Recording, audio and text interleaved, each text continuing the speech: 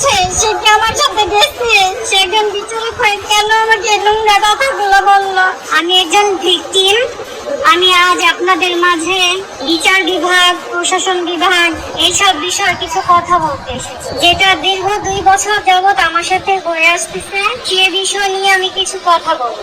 আমি 2024 সালের এপ্রিল মাসের 4 তারিখে নারী শিশু 8 কোর্টে একটি ধর্ষণ মামলা দায়ের করি। ওয়ালটন এখন দেশের সীমানা পেরিয়ে পৌঁছে গিয়েছে 50টিরও বেশি দেশে।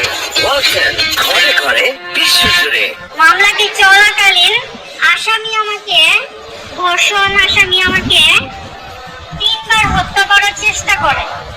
যথেষ্ট পরিমাণ প্রমাণ থাকা সত্ত্বেও আমি সেই আসামিকে আজ পর্যন্ত বিচারের আওতায় আনতে পারি।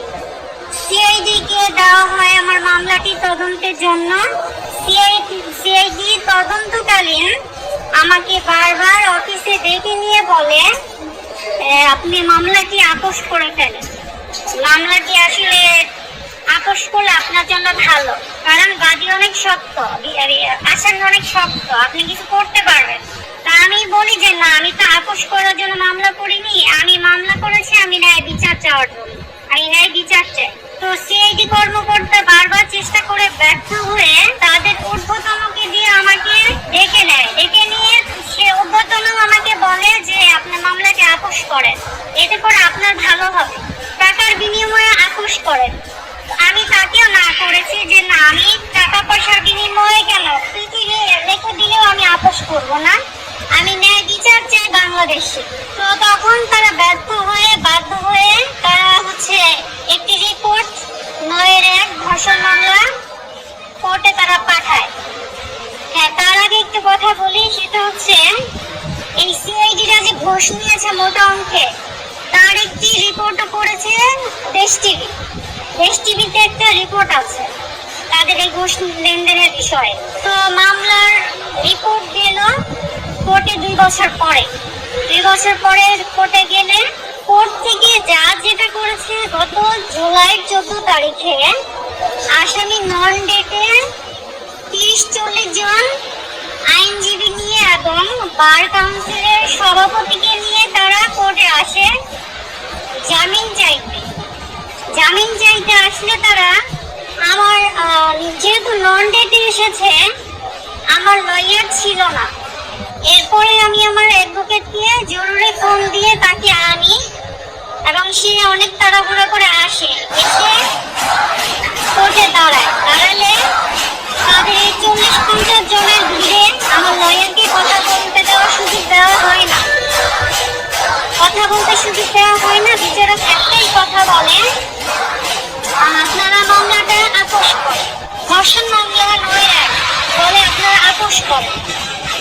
তো আমি বলছি স্যার, আমি বিচার চাইতে আসছি, আমি মামলার কোনো আপোষ করতে আসিনি।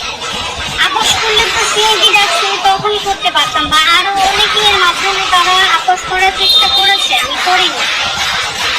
বিচারক বলে না, আপনার মামলা আপোষ করেন, আপোষ না করলে সমস্যা হবে, আপনারা 2 পক্ষ বাইরে গিয়ে কথা বলেন, আমি আপনাদেরকে লাঞ্চের পরে ডাকবো।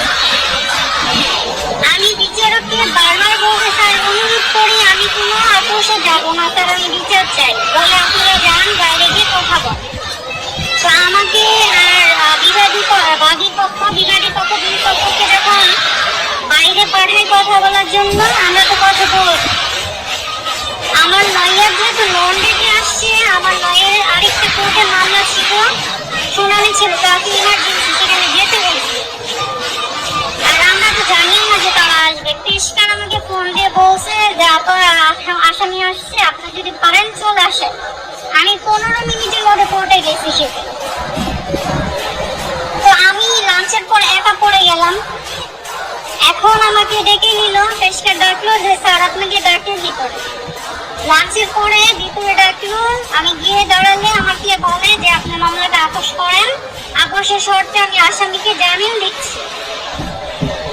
আমি বলছি স্যার কেন বারবার আমাকে এই আপোষের কথা বলেন, আমি এই 2টা বছর ভুক্তভোগী, এত বড় একটা অন্যায় করার পরে আপনি কেন বলতেছেন আপোষ করি? তো বিচারক আমার কোনো কথা শুনে না। 2 জন পিপি ছিল, পিপিরা আমাকে বলে যে আপনি যদি বেশি কথা বলেন তাহলে জিনিসটি চলে যাবে। আমি বলছি আমার মামলা এই জিনিসটি চলে যাবে মানে? বলে হ্যাঁ, আপনি কথা বললে আপনার মামলা আপনার এই জিনিসটি চলে যাবে। আমাকে তারা কথা বলতে দিচ্ছে না। এদিকে আসামি যে লয়ার, তারা আমাকে উল্টা পাল্টা যত যা ইচ্ছে সব বলতেছে। এমন বিষয়টা এমন যে মামলাটা করে আমি অপরাধ করেছি, অন্যায় করেছি, আমি মামলাটা করা আমার উচিত হয়নি। তার লয়ারটা বলতেছে স্যার আমার আসামি তো দূরে থেকে আসতে কষ্ট হয়, বগুড়া থেকে আসতে কষ্ট হয়, মামলাটা শেষ করে দেন। কখন এত বড় একটা সাহস পায় আসামি পক্ষ যে মামলাটা শেষ করে দেন? বিচার কার্য শুরুই হলো না, সবে মাত্র রিপোর্ট আসছে, তারা এত বড় সাহস করে বলে মামলাটা স্যার শেষ করে দেন। আর বিচারক বলতেছে যার যার আপোষের শর্তে জামিন দিয়ে দিচ্ছে, আপনি আপোষ করেন, ভালো একটা আপোষ করে দিয়ে। আমি বিচারককে বারবার বলি স্যার আমি বিচার চাই, দেখেন আমার সাথে যে জঘন্যতম ঘটনা ঘটছে, 3 বার আমাকে হত্যা করার চেষ্টা করছে, দেশ টিভিতে নিউজও হয়েছে তারা যে ঘুষ লেনদেন করছে, আর তারা আমাকে এখনো হুমকি ধামকি দিয়ে যাচ্ছে। আমার কাছে কল রেকর্ড আছে, আসামি বলে আমার ক্ষতি হবে, বড় ধরনের ক্ষতি হবে। এত কিছুর পরে স্যার আপনি যে আসামিকে যদি আপনি বাইরে রাখেন, আমাকে হত্যা করবেন, আমাকে হত্যা করলে স্যার তখন কি হবে? তখন কি আপনি বিচার করবেন? বলে হ্যাঁ হ্যাঁ আমি তখন বিচার করবো, যদি হত্যা করে আমি তখন বিচার করবো।